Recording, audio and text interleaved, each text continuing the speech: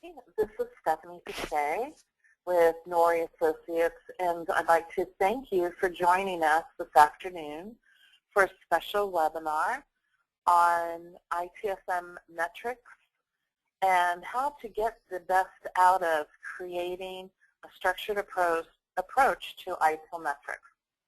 With our presenter from Down Under, Ian Bradley, who is the CTO and co-founder of Metricus, which is a cloud-based platform for measurement of IT. He has over 20 years experience in the application of data warehousing and business intelligence solutions, and in the areas of IT performance measurement, service intelligence, and business services management. He is also an industry-recognized expert in metrics, which is required for the effective management of IT. So just a couple of housekeeping items. We are recording this session, and we will be taking questions all during the session.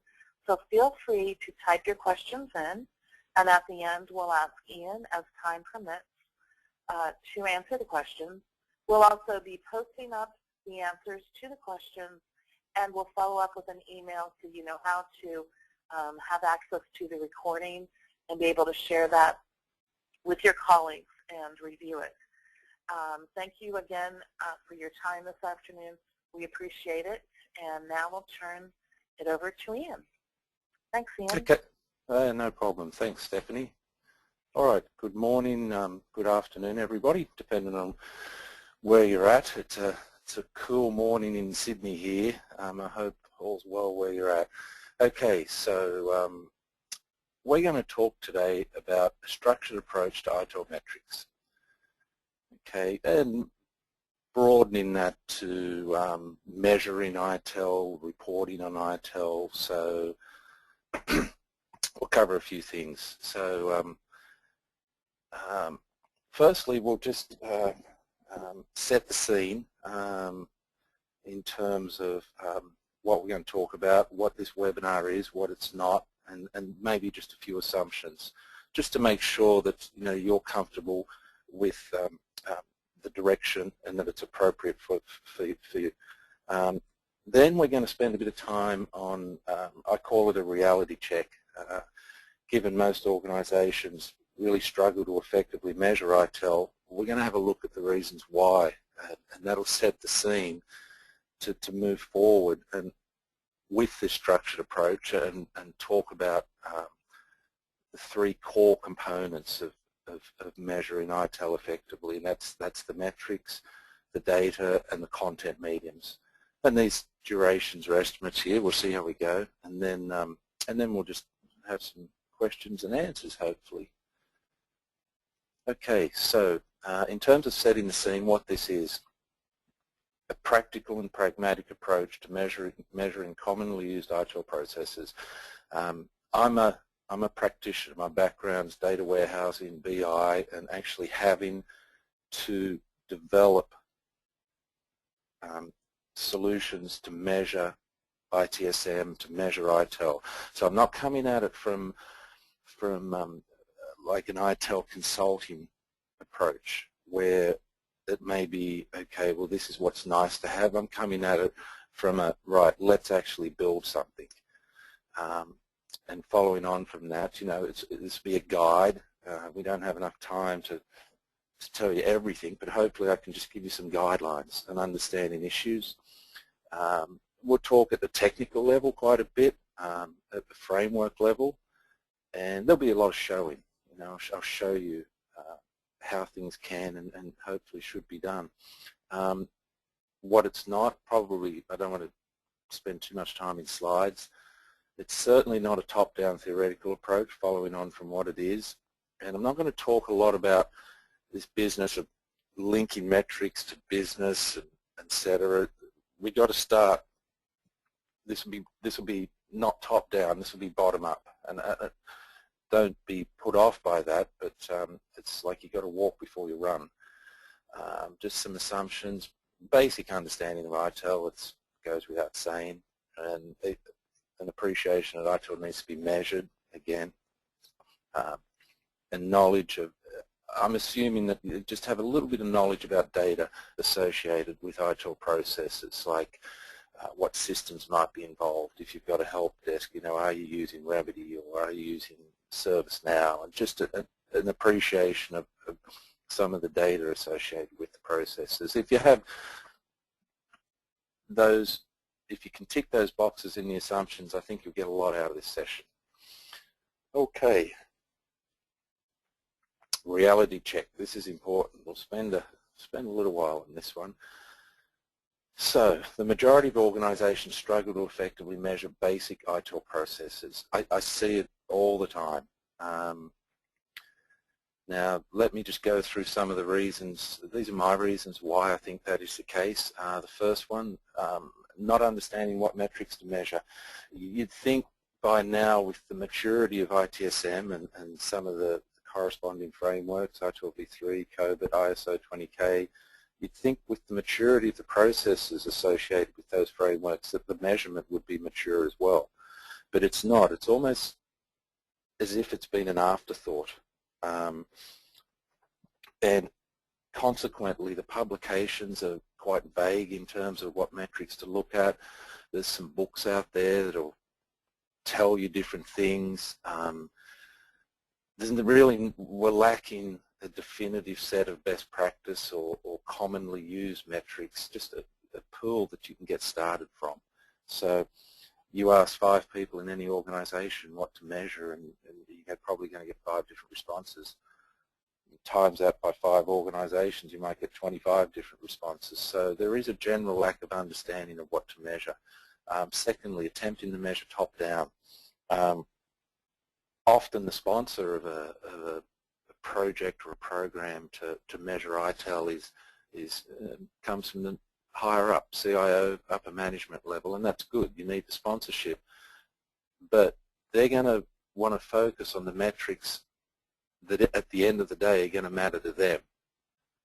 Things like service availability, business impact of outages, and et cetera. But you can't start at that level.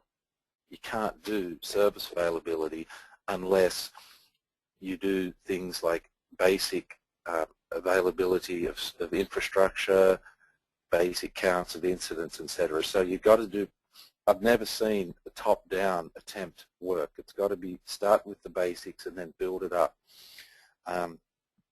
Third one, poorly defined metrics. Metrics need to be structured. They need to adhere to a structured definition, and we'll talk about that in a moment. I've seen many instances where there's been metrics defined and they just don't make sense. Indeed, if you look at, I like COBIT. I'll prefix this by saying I really like COBIT, the structure of it, but if you look at the metrics in it, there's 349, and I went through all of them, and there's only about 140 that are actually possible because they haven't been defined in a structured manner. They might sound okay on paper, but you can't actually get the things. So anyway, we'll look a bit more in that. Number 4, not understanding the user base. You must map metrics and the associated content, which we'll look at, to users.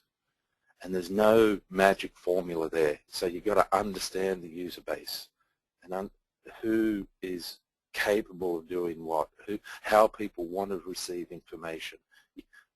Just because you've got good metrics and good data, you're not going to be successful unless you understand how people want to use them. Number 5, a lack of resources with a necessary required knowledge of the data.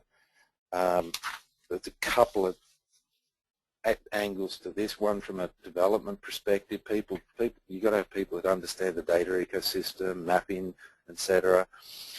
And end users, you've got to have people that understand the data related to the processes. Okay, we'll talk about that some more. Number 6, poor data quality. You could have the webinar in and of itself in terms of data quality, but it's I'll give some examples there later. Okay, And number 7, lack of features functionality provided by enterprise tools. Often people will take the reporting and the metrics that are provided by an enterprise service desk and assume that that's correct. And often they struggle with that. It's not the right content for a particular role. The information isn't getting to them in the way they want, etc. Okay, so number 8, poorly designed and constructed content mediums. Probably touched on this a little bit, but again, understanding your user base and ensuring that they get the information in the right format, be it a scorecard or an interactive analytic view or a standard sort of report, and we'll go into that and I'll show you some stuff later. Number 9, too many metrics and reports. I mean, given a lot of the above, where people are struggling, okay, what to measure, how do I produce it, the default seems to be more rather than less. And I've seen instances where there's been not only hundreds of reports, but thousands. I've seen PowerPoints over 300 pages long. People are trying hard, but it's often there's just too much there. And number 10, attempts to leverage existing BI reporting resources. It's ironic in that IT often does a good job of providing metrics and tools for the business, sales, marketing, finance, but they don't do it very well for themselves.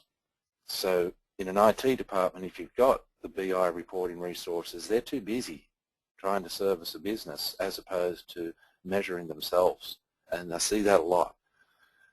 So anyway, there's some reasons why I believe most organizations are struggling. Now, what we're going to go through is just a few things to help address some of these issues and to give you an idea and some thoughts and guidelines on how to make sure that you do measure ITIL effectively. So we're going to have a look at some metrics and then talk a bit about data and then have a look at some content. Metrics. I mentioned that one of the big issues was lack of properly structured metrics, poorly defined metrics, number 3. So when you start your journey, you've got to figure out what metrics, and in doing so, if you adhere to defining them in a structured manner, you're going to have a lot more success of getting the right ones. And by that I mean, right, metrics have characteristics, they have measures. So here we've got like a simple one, percentage of incidents resolved within target. So a metric has to have one or more measures, in this case volume of incidents and then volume of incidents resolved within target resolution time. It needs to have some dimensions. So a metric you need to be able to have, it has to be associated with the time dimension, be it daily, monthly, weekly, quarterly, okay? If it doesn't have a time dimension, it's not a metric, it's a milestone. Two different things. Hopefully you've got categorization associated with the metric so as you can investigate why a metric isn't performing, drill down, slice and dice by categories. A metric, ideally, you can assign it a type. I mean, I look at SLAs and OLAs and KPIs, etc. as they're just simply types of metrics, and that helps you assign it to the correct role, to the correct user base. Okay. Then metrics need to have targets associated with them. We'll talk a bit about that. And actions. It's no sense measuring something if you can't take an action if the performance isn't appropriate. Okay. So when you're defining metrics, just some things to think about to make them structured so as they are actually usable and tangible. Okay. Now, let's have a look at some of these attributes. I'm not going to go through this in a lot of detail because you'll have this PowerPoint available to you, but looking at when you're defining a metric based upon what we just discussed, what are some of the attributes that you should be trying to collect? Okay, the definition, how it's used. Okay, you need to be able to document clearly the granularity, like how often do you actually want to collect the data related to this metric? How often do people need to see the results of a metric? Okay, and you need to be realistic here. People might say daily, where it's normally monthly and etc. And that can affect, well, it has a big effect on the cost of the solution, is how often you need to collect data. Moving forward with attributes, you need to be able to define a target pattern. Should it be above, below, or on target? You need to be able to define how the target is determined. Is it a trend-based? Is it performance-based, or is it based upon demand? So is it unique to your own organization? It could also be a benchmark as well. Then you need to actually be able to define a target. Okay.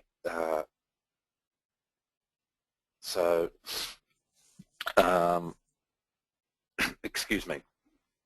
All right. Now, following on, so targets have tolerances associated with them. Ideally, if you've got a percentage of emergency changes, the target might be 5%, but you might have a tolerance of 5%. Okay. Moving forward with attributes, a timestamp. Okay, I've mentioned before that granularity was important. There needs to be a timestamp associated with the metrics. And then ideally you can define the calculation associated with it. When we were talking about the structured definition, your metrics have one or more measures. And the data source. And we're going to talk about data a little bit more in a bit more detail coming up. All right. They're the basics, and you might want to move forward, and I'll show you in a moment, things like, from a balanced scorecard perspective, looking at the impact at a customer, financial, a knowledge, and an operations level, i.e. internal, of what impact bad performance or good performance has of a metric in relation to a balanced scorecard scenario. All right, and it's another way of categorizing and structuring metrics. All right, now at this stage, I'm with Metricus, and so one of the things we've done in terms of an approach to structured metrics and defining them is we have this concept of a metadata. So for every customer, we have a metrics metadata, which is a centralized repository of all the metrics associated with a particular implementation. And the fact that you have to actually put them into a metadata enforces the structure. And I'll just show you real quick how that sort of works. So we've got metadata maintenance, facility, and here we have a whole range of metrics. Oops, hit the wrong key. Let's have a look at a commonly used metric, a percentage emergency changes, and see how this sort of looks in a structured fashion within the metadata. So we have a definition, percentage, I'm sorry, I want percentage of emergency changes, there, that's better. So we have a definition and a usage, and then we have our performance pattern. In this case it's below target. We have the data source. We're going to get this direct from the source system. We're not going to enter it manually, or it's not going to be entered from a spreadsheet. We're going to get it direct from the data source. There's some stuff on formatting, targets and target tolerances. And let's just move across to some impact statements. So we have a database that allows us to, or a metadata database that allows us to store all of our metrics, okay? And the fact that we have that, along with the defined attributes and understanding why we need those attributes, then we can get, it'll really help us in getting the right set of metrics. Okay. We also have some, our consolidated metadata is over 600. So that's clearly way too many for any given implementation. But in building our solution, we've come up with over 600 practical and pragmatic metrics across IT, and have a structured definition for all of them. And we've got different ways of viewing those based upon the attributes. Okay, at a high level we separate them into support and operations, logistic and management, and delivery. Okay, so here we have like a whole set of metrics for change. And the way that we use these is, I mentioned earlier that not understanding what metrics to measure was the #1 reason why people struggled with effectively measuring ITIL. So we have this comprehensive metadata from which you can select the appropriate ones, knowing that each and every one of them is possible, it is structured, you are going to actually be able to get it. Okay, and you can look at the, so we'll work with the customer and go through these and figure out which ones are the most appropriate. So this is our attempt at trying to solve the #1 problem, which is not understanding what metrics to measure. And it's a metadata. You have the utilities to modify it, so you can put in your own custom metrics. We're not saying this is, the holy grail. We're saying this is a really good set to work with, and you can modify it or enhance it. And we've got things like this, an ITIL v3 top 10. So this is, from our experience, if we look at, say, incident management, the 10 most commonly used and most effective across different processes and domain areas within ITIL. So we have the large metadata from which we can select based upon particular requirements. Okay. Now, so we've spoken about metrics a bit, and I hope that just enlightens you a little.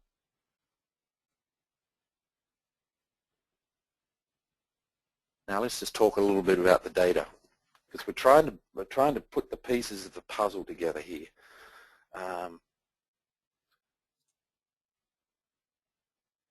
Now, to effectively define metrics and measure ITIL, you must have a thorough understanding of the data sources. There are no shortcuts here.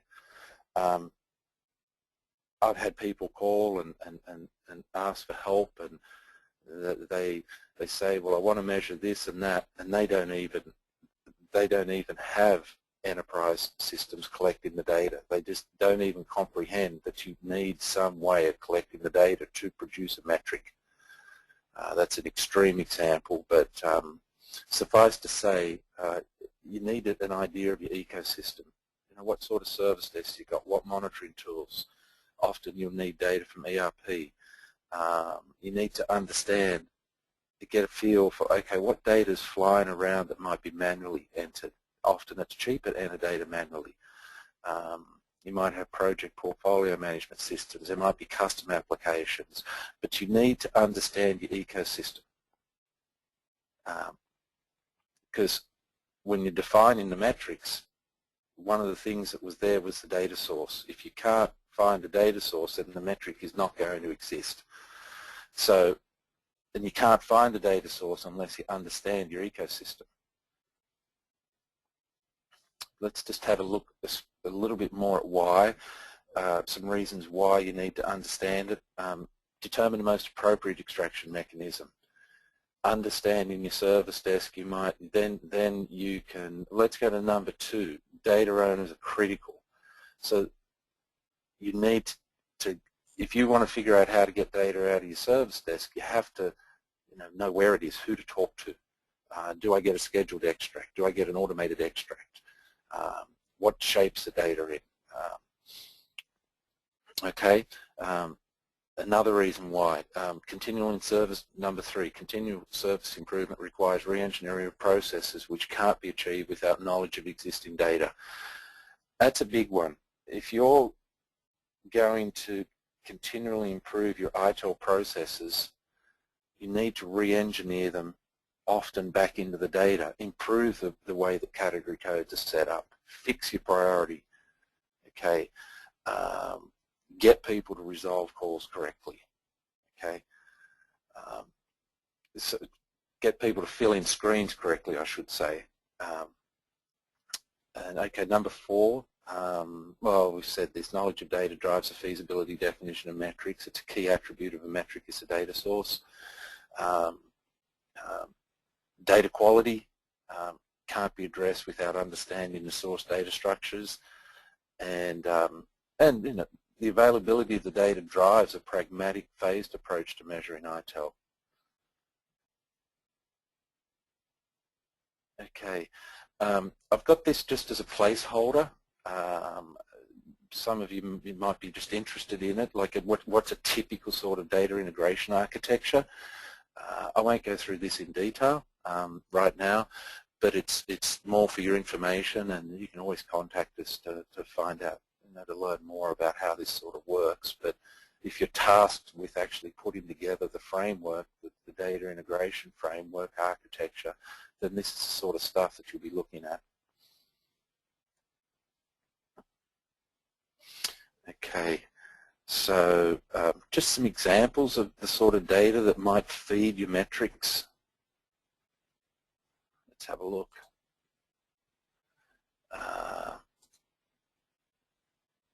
I use the basic. This is calls, which calls can be incidents or service requests.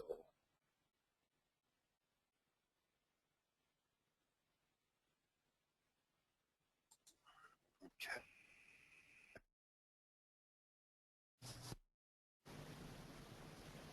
All right. Hang on. Okay. All right, so this is the sort of data that you get from a service desk. This is the sort of stuff that you're going to need to be looking to get to measure your basic processes like incident and service requests and call management. Okay, so just an example of the sort of data. For some of these, this might seem completely obvious, but for others, maybe not. Okay. Sometimes you're not going to have the raw data, you might just have the actual values, and this can be loaded up into systems. Okay. See, that's a good, for percentage first time RAS connection, that's a difficult one to get, but you might only need to look at that once a month, and it might come from a report from a monitoring system. So you're better off just entering the actual value rather than getting all of the source data and having your systems actually calculate it. Okay. All right, so just a couple of examples of data there. Now let's talk about some content. So we've talked about some metrics, and I hope I've given you a little bit of insight there. Then we've spoken about the data. I'm just trying to introduce you to some of the practicalities of measuring. You need to understand the ecosystem. need to understand data contacts, data quality and that. Now, so once you've got some data and once you've got the right metrics, then we look at the content. In content, what we're trying to do is map is to deliver the right information to the right people. So you've got to understand the people. So here's some of the various roles that you might have at executive level, CIO, CTO, obviously. At management, you've got a lot of potentially process managers, service desk managers, and then you've got operations people. Now they're each going to need the same sort of information delivered in different ways, the same metrics delivered in different ways, because they have different requirements of analysis, different actions that they might have to take. So you really need to map out and understand your roles. You have to document them. Then you need to understand the mediums that are available to you to present the information. And there's really 4 core types. You've got scorecards, and they're very metrics focused, more a grid format. We'll have a good look at some scorecards in a moment. Then you've got your more traditional reports, which follow traditional reporting paradigm, where parameter driven, it's people just are more just looking at predefined content. They can have one or many metrics, have supporting information. We'll have a look at some examples. And then you've got more like interactive analytics, where you're exploring the data. We find that in a successful implementation, you may have 50% analytics, and then maybe 25% reports and 25% scorecards. And scorecards and reports and analytics can be then put together into a consolidated format, which might be required, such as an Office document and that. Okay, so just understanding your mediums. Then we said understanding your roles. You need to understand the requirements of each role. And here's, I've documented, we won't go through because of time, but documented some of the content requirements, deliveries of different roles. So if you understand who your user base is, if you understand what the mediums are that are available to you to provide information to those roles, and if you got a base understanding of what they should be receiving, then you can take the metrics that you've defined in a structured manner, and you've got them populated because you understand the data.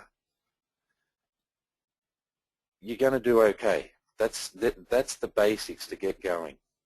All right. Now, on that note,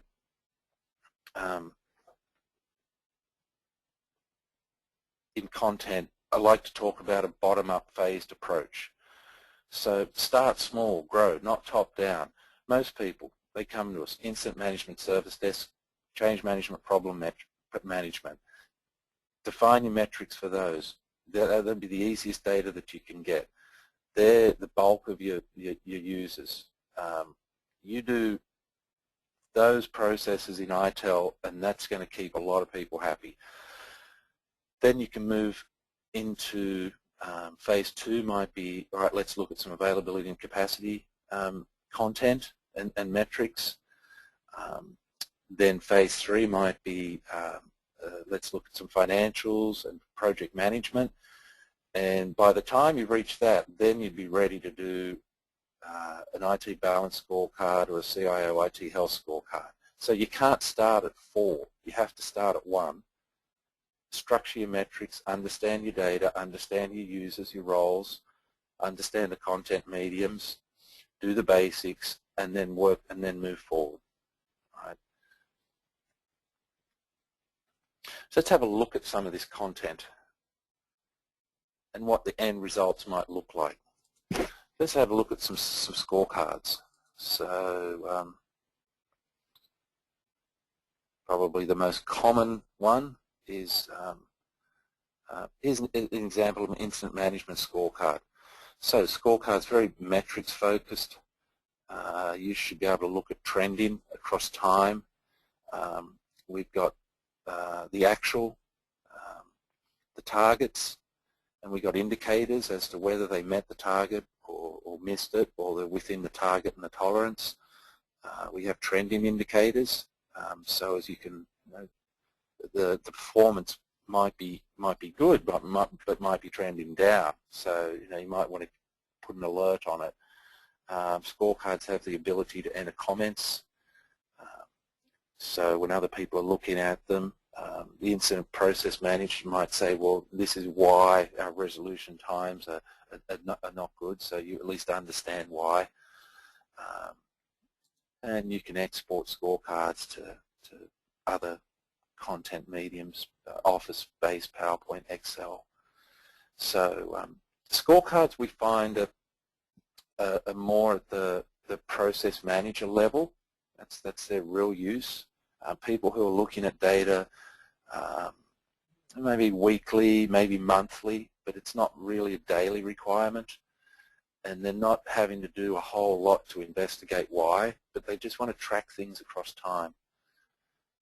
Look at a couple of other scorecards. Change management. Okay, some of the commonly used change metrics. So you'd start scorecards at process level, then you might move up to putting together some financials. Here we've got a scorecard based on where we break down costs into the different service areas and track them year to date, month to date. Okay, so that would be possibly your second, third phase. And once you build your incident, change, your process-based scorecards and metrics and move up to some financials or project management, then you can get up to things like an IT balance scorecard.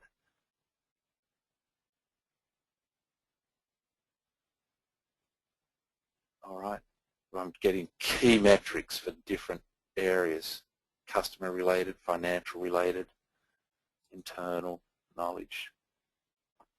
So it's all possible, but you've got to start from the bottom. Okay, now let's just, the second content type would be reports. So let's have a look at a couple of examples there. This is like your traditional sort of report. Here, this is like a current activity dashboard. So a service desk management might want to look at this at just any given moment, and it's a fixed content, and they can subscribe to it. They can have alerts, strong exporting capabilities. But it's very specific role-based presentation of data. Okay. Look at a couple of other reports. Let's look at, say, a gauge-based dashboard. All right. Here, rather than a scorecard, we're having gauges. We have examples of these sorts of mediums being put up in a command center on a television screen. Nice to look at, lets everybody know how they're doing. Okay, there's a couple of reports. Then we can get into more dynamic analytics.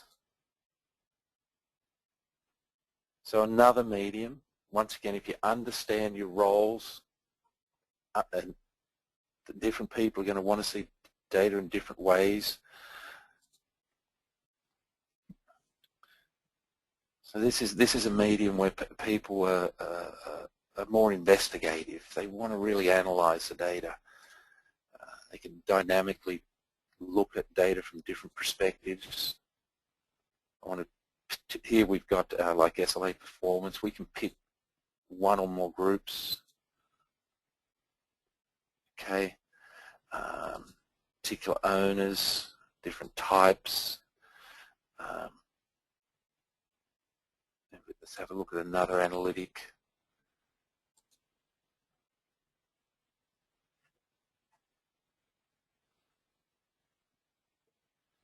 Okay, here we can look at resolution across time by category. Bottom axis, we've got the percentage met SLA. Then we've got the volume on the side axis. So it's more interactive, dynamic analysis of data. It's very, very quick to develop these views. So more at an operations level, people who are responsible for developing content for management very quickly create simple views of data. Okay, so they're just some examples of different content mediums, okay, that are relevant to providing information related to metrics to different user bases. Okay, and I can't,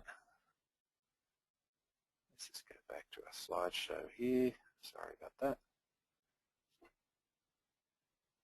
Okay. I've just got some examples in the PowerPoint for you to have a look at. All right. In a presentation such as this, I can't really say, right, these are the metrics, and this is the presentation mechanism, and this is where the data is for a particular role. There's no magic formulas. What I've tried to do is highlight some of the issues and look at a bottom-up based framework approach where you focus on metrics, structured definition of metrics, then you focus on understanding the data, then you look at the different roles and content. So more a framework-based approach to build a solution from bottom up. Okay.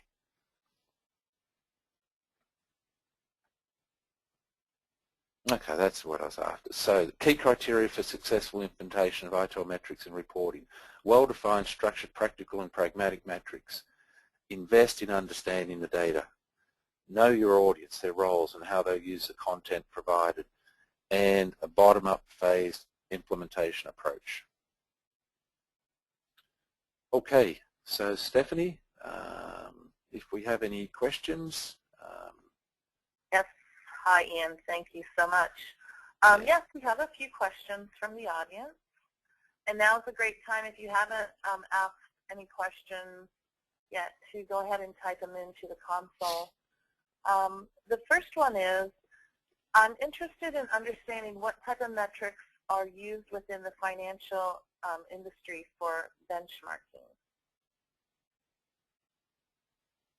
What sort of metrics are used in the financial industry for benchmarking? Well, this was, I'm not quite sure that's an ITIL ITSM based question. What I can show you is some commonly used metrics related to financial management in the context of ITIL. And they would be things like, let's look in our metadata,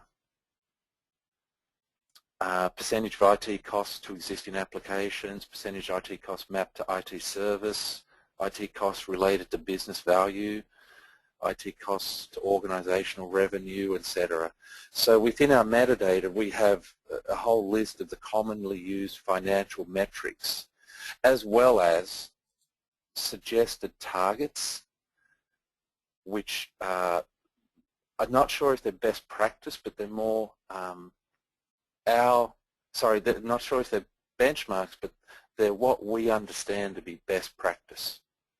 Okay. I'm reluctant to use the term benchmark, but within our metadata, suffice to say, we have a list of financial metrics related to ITSM and ITIL, and we do have suggested targets and tolerances. I hope that helps. And Stephanie, anybody who wants access to this metadata in a demo site, they've only got to let us know. Okay, sure. There's another question. What type of metrics would be seen in an SLA between IT and financial business? What sort of metrics would be seen in an SLA between IT and in the finance industry, yeah. In the finance industry? Uh-huh. Okay, now that's, people will often say, this is a common question. It's, whether it be SLA change or any area of ITIL, they'll say, what change management metrics should I have in manufacturing? Or what change should I have in banking or insurance? They are the same, because IT is IT. I have implemented for insurance companies, for banks, for government agencies, etc. And the metrics that you're looking at measuring for a process do not change. So if you're adhering to ITIL or any other ITSM framework, you're focusing on measuring the process, and that process is largely independent upon what type of industry you're in. It's a common mistake. Don't get caught up that your metrics are unique, because they're not. I suppose that would be the best way to answer that, Stephanie. Uh-huh. And perhaps in my reality check in the top 10 reasons, I should have perhaps put that as one of them, thinking that because you're in a particular industry that your requirements are unique. Okay. And what metrics do service level management focus on? Okay, let's go into our metadata and have a look at some of them. Okay, thank you. Service levels. Okay, things like, this is what we see as metrics related to service level management. So this is our take based upon what we see people doing and doing effectively. You're looking at percentage of things like services that have an SLA, services that have measurable SLAs, services security compliant, etc. You can see things like that. Again, anybody with questions related to metrics, what metrics are relevant to particular areas within ITIL, they're more than happy to access our demo site and check it out. Okay. I think that's all. One more, if you wouldn't mind just giving a recap of what are the next things that folks here that are attending should think about, and outside of contacting us after to maybe set up a time to speak with you further or get a demo.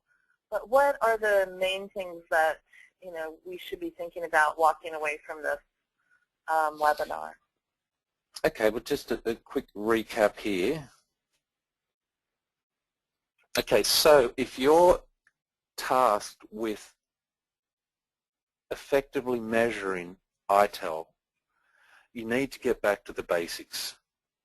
You don't start from the top. You've got to get all the basics in place. You've got to get a framework in place, and you want to be measuring your standard processes first.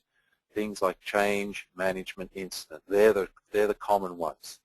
90% of the requests that we get for help are related to change, problem, and incident. It's very rarely that somebody's going to come to us and say, all right, I want to measure service level, or I want to measure release. They're struggling with the basics, and so you want to get the basics right and then build upon it. And the keys to that are well-defined structured metrics. You need to follow a process. There are metadata lists like ours that will help in understanding, okay, what should you be measuring? But then you've got to ensure that you can meet all the criteria in terms of if you want to use a metric within your organization, you have to meet the criteria related to the structure of that metric. Then invest time in understanding the data.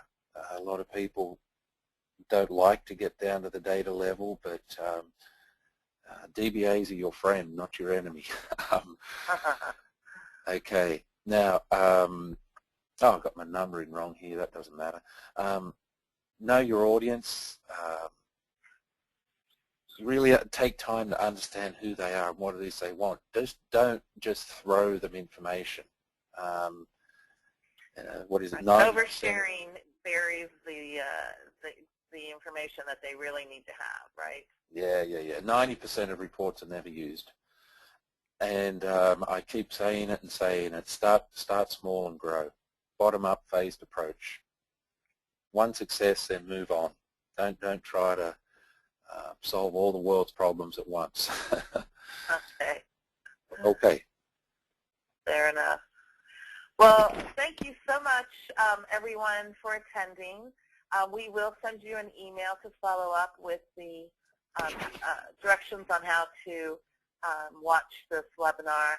And again, we're happy to do a one-on-one meeting with you so you can see a little more detail and talk about things that are important to your team, your organization, and understand how you can get there and drill down and give the information to your team that they need. We appreciate Ian coming to us. It's very early in the morning there down under, and he's also under the weather a little, if you can tell. So we appreciate him being here with us today. And everyone have a great evening, and we hope to talk to you soon. Thanks again, and cheers.